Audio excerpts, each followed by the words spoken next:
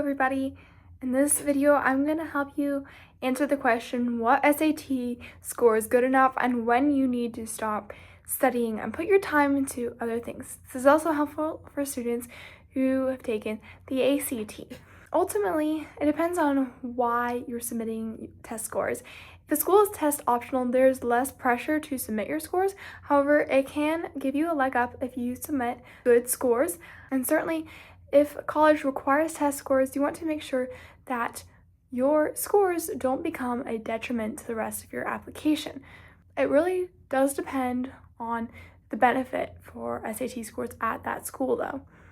If the only point is to gain admission, then once you hit the 75th percentile, there generally is no point on continuing. Even at the most selective universities, once you hit the 50th percentile, like at Yale, for example, their range from the 25th to the 75th percentile with the SAT is a 730 to 780 verbal and a 740 to 790 math. And so the 50-point range really just doesn't make a big difference when it comes to whether a student is accepted or not.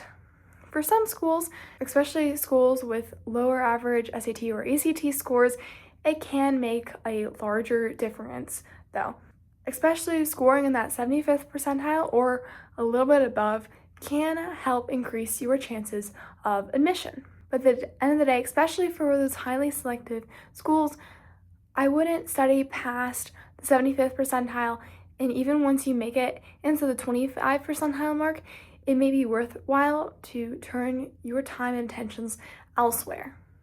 However, there can be other reasons to study for the exams, particularly for scholarship reasons. Oftentimes, universities will award scholarships based on a student's standardized test scores. Sometimes local scholarships will also take your scores into account, and so scoring well on a standardized test can help improve your chances of admission. So consider that. Look at your university's website. Again, the most highly selective schools tend not to offer merit scholarships, but your state schools, your medium to lower and private schools often will offer generous merit-based scholarships based on your test scores.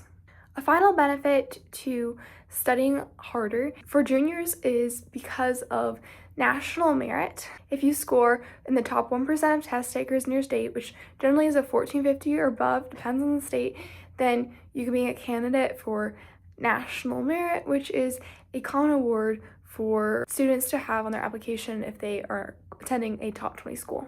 So should you stop studying for the SAT or ACT?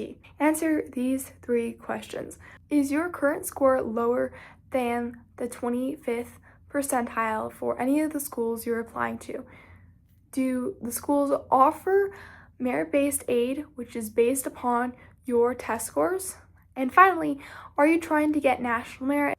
If you answered yes to any of the above questions, then you may need to keep studying. I hope you enjoyed this video, and if you did, please go check out the other videos on my channel on standardized tests, college applications, and tons of other things for you forward-looking high school students.